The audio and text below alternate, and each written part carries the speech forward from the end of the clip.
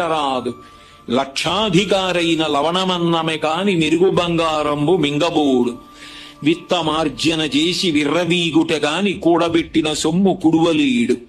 పొందుగామరుగైన భూమి లోపల పెట్టి దాన ధర్మము లేక దాచి దాచి తుదకు దొంగలకిత్తురో దొరలకవునో.